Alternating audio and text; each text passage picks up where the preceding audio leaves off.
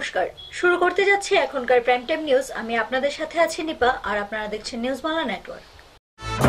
সংবাদ নিবেদন করছেন রাজন জুয়েলার্স, বিবেকানন্দ রোড, ধর্মনগর, উত্তর Tripura. Unique automobile, jail road, Dharmanagar, উত্তর ত্রিপুরা। সহযোগী নিবেদক আমার অঙ্গে অঙ্গে তোমার ছোঁয়া আমায় সম্পূর্ণ করেছে। এখন খবর বিস্তারিত। উন্নত চিকিৎসার জন্য বৃহস্পতিবার রাজ্যের প্রাক্তন মন্ত্রী সুবোধ দাসকে জেবি হাসপাতালে ভর্তি করা হয়। শুক্রবার অসুস্থ সুবোধ দাস ও প্রাক্তন বিধায়ক মাধব সাহাকে দেখতে হাসপাতালে ছুটে যান প্রাক্তন মন্ত্রী মানিক দে। গত 31শে ডিসেম্বর শারীরিক অসুস্থতা নিয়ে ধর্মনগর জেলা হাসপাতালে ভর্তি হন রাজ্যের প্রাক্তন পঞ্চায়েত মন্ত্রী তথা জননেতা সুবোধ দাস। বৃহস্পতিবার উন্নত চিকিৎসার জন্য ওনাকে আগরতলা জিবি হাসপাতালে প্রেরণ করেন কর্তব্যরত চিকিৎসক। জিবি হাসপাতালে ভর্তি আছেন প্রাক্তন বিধায়ক মাধব সাহা। এই দুজন অসুস্থ জননেতাকে দেখতে জিবি হাসপাতালে ছুটে যান প্রাক্তন পরিবহন মন্ত্রী মানিক দে। উনি দুজনের চিকিৎসার খোঁজ খবর নেন এবং পরবর্তী সময়ে সাংবাদিকদের সাথে কথা বলেন। মন্ত্রী সুবোধ দাস উনি ধর্মনগরে নিজ বাড়িতে অসুস্থ হয়ে পড়েন। তাকে আজকে জিবি হাসপাতালে, ধর্মনগর হাসপাতাল থেকে জিবি হাসপাতালে স্থানান্তরিত করা হয়। ওনাকে দেখে এসেছি। ডাক্তাররা বললেন যে বিভিন্ন সমস্যা, ওনার বয়স 75-এর মতো হবে এখন, এবং বিভিন্ন ধরনের রোগী তিনি আক্রান্ত। চিকিৎসকরা বলছেন তারা চেষ্টা করছেন। আরেকজন আমাদের প্রাক্তন বিধায়ক মাধব সাহা, সে বুকে শ্বাসকষ্টজনিত এবং সঙ্গে ব্যথা দুটো নিয়ে ভর্তি হয়েছেন, আইসিইউতে আছেন, এবং তাকেও দেখে এসেছি। তার আরও উন্নত চিকিৎসার জন্য তিনি আগামী পরশুদিন দিল্লিতে যাবেন উন্নত চিকিৎসার জন্য। আগরতলা প্রতিনিধির রিপোর্ট, নিউজ বাংলা। শ্যামলী বাজার স্থিত জেলা প্রতিবন্ধী পুনর্বাসন কেন্দ্রে লুইস ব্রেইলের 211তম জন্মবার্ষিকী পালন করা হয়। উপস্থিত ছিলেন স্বাস্থ্যমন্ত্রী সুদীপ রায় বর্মন সহ অল ত্রিপুরা ব্লাইন্ড অ্যাসোসিয়েশনের কর্মকর্তাগণ। অল ত্রিপুরা ব্লাইন্ড অ্যাসোসিয়েশনের উদ্যোগে শ্যামলী বাজার স্থিত জেলা প্রতিবন্ধী পুনর্বাসন কেন্দ্রে লুইস ব্রেইলির 211তম জন্মবার্ষিকী পালন করা হয়। অনুষ্ঠানে প্রধান অতিথি হিসেবে উপস্থিত ছিলেন স্বাস্থ্যমন্ত্রী সুদীপ রায় বর্মন।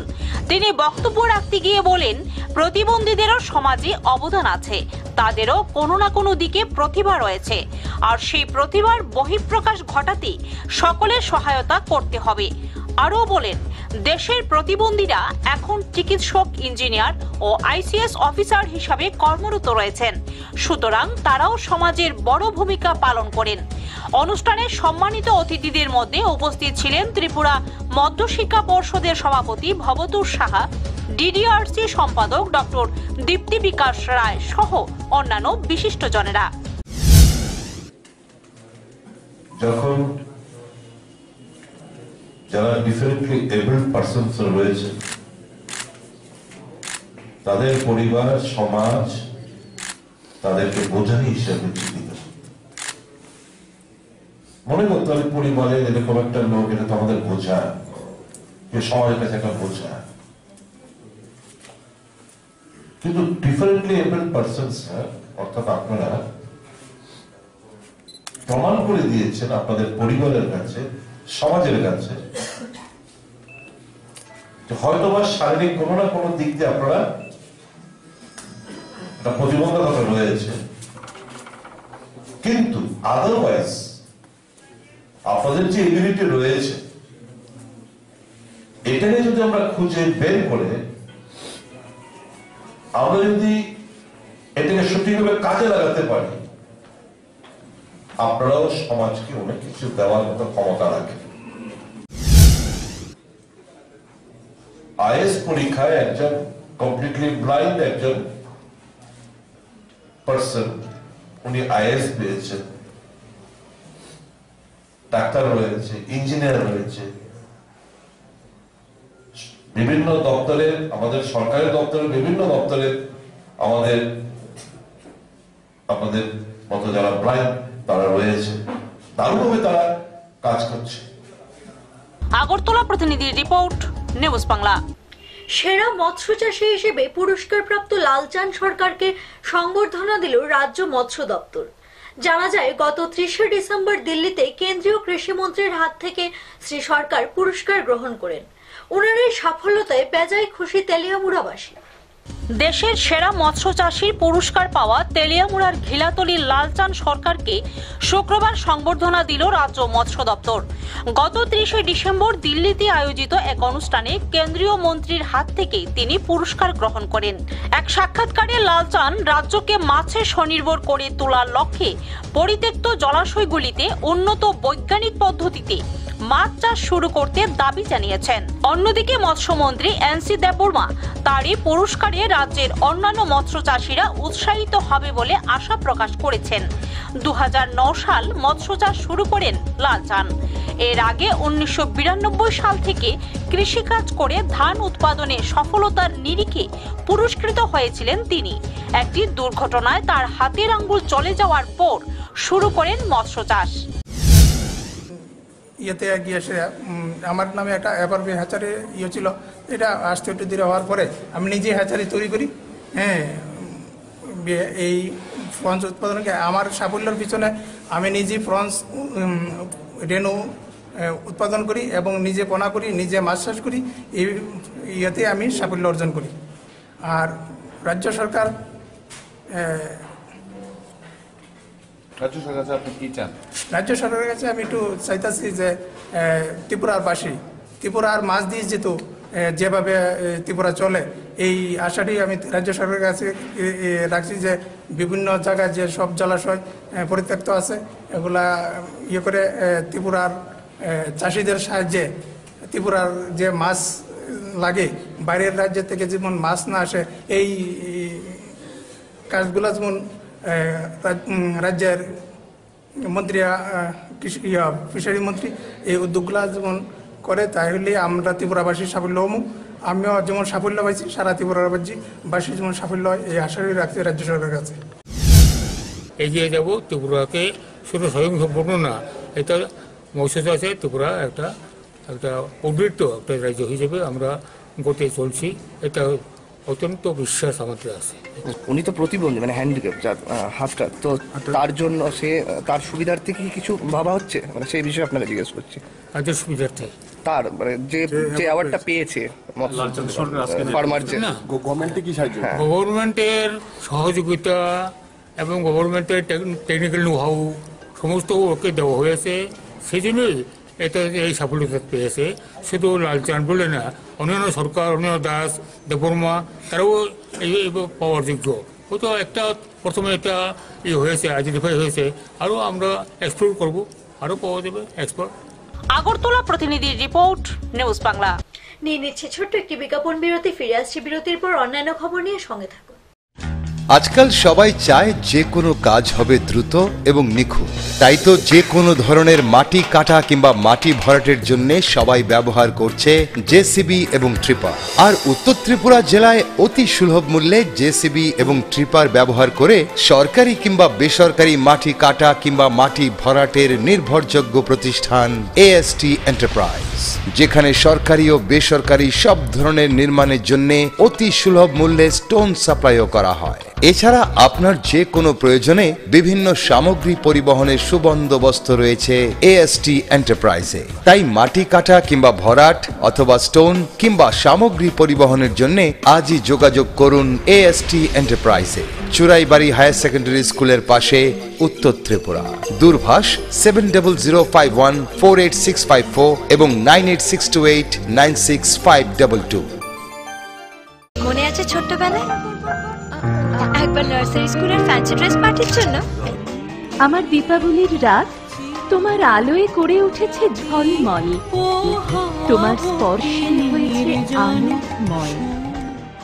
আমার বিয়ের দিনে আমায় সাজিয়েছ মন ভরে, আমার অঙ্গে অঙ্গে তোমার ছোঁয়া আমায় সম্পূর্ণ করেছে।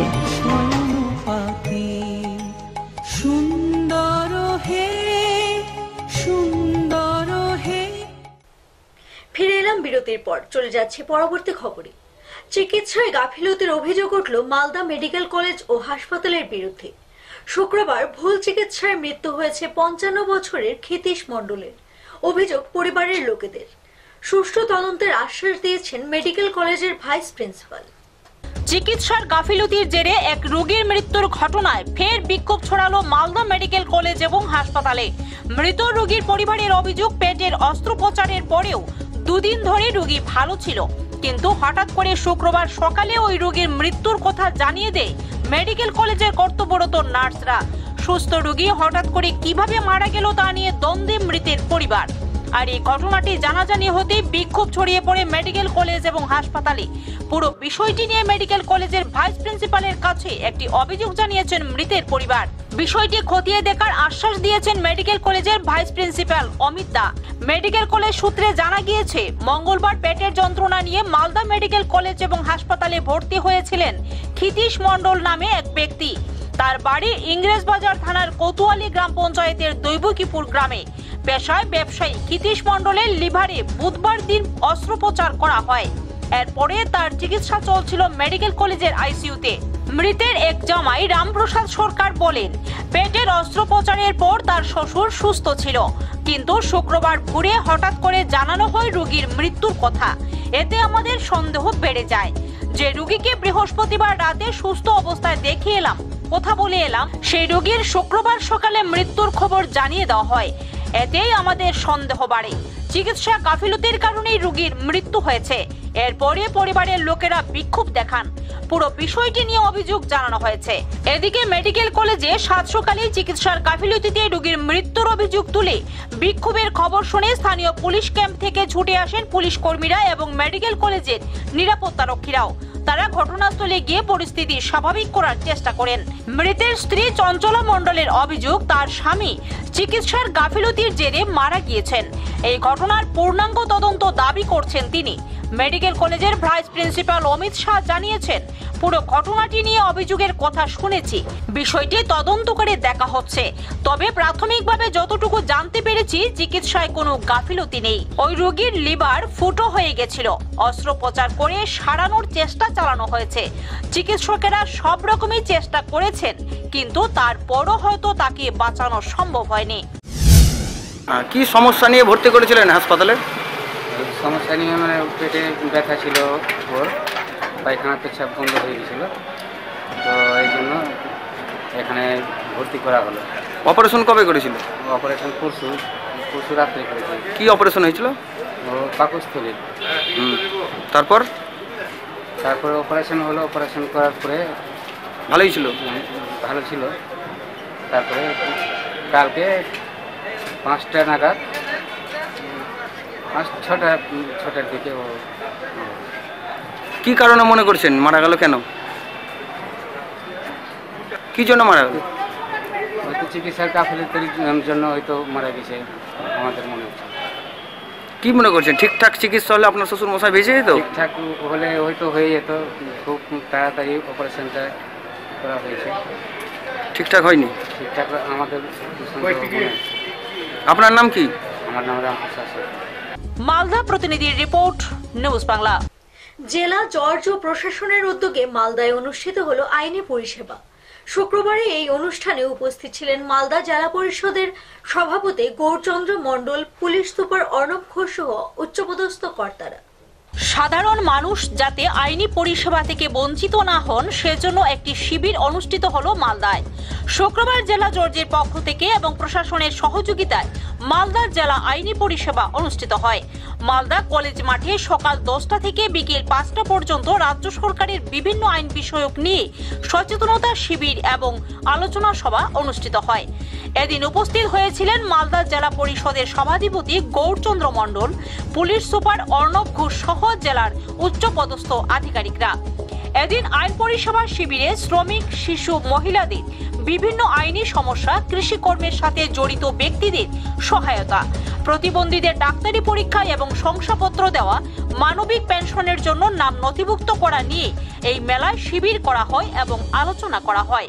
কারোর কোনো অভিযোগ থাকলে এই মেলাতেই সেই অভিযোগ নথিভুক্ত করার ব্যবস্থা করা হয়। বিভিন্ন পাক আইনি জটিলতা, আপোষযোগ্য মামলা, ব্যাংক ঋণ পরিশোধ প্রাকৃতিক দুর্যোগের ভাঙন, বন্যা ইত্যাদি নিয়েও শিবির চলে। পাশাপাশি প্রবীণ নাগরিকদের আইনি সমস্যা, নেশাগ্রস্ত মানুষদের আইনি সমস্যা প্রভৃতি বিষয় সমাধানের চেষ্টা নিয়ে এদিন ক্যাম্প করা হয়। মালদা জেলা পরিষদের সভাধিপতি গৌরচন্দ্র মণ্ডল বলেন, এখনো পর্যন্ত আমরা 12,000 প্রতিবন্ধীদের ভাতা দেওয়ার কাজ শুরু করেছি। জেলায় হয়তো আরো প্রতিবন্ধীরা থাকতে পারেন, তারা তাদের শংসাপত্র নিয়ে এই ক্যাম্পে যোগাযোগ করলে সমস্যার সমাধান অবশ্যই হবে। শিশুদের স্কুলমুখী করতে হবে। এক্ষেত্রে গরিব বা পথচারী শিশুদের যাতে কোনো কাজে না যুক্ত করা হয় সেদিকেও সবাইকে সচেতন হতে হবে।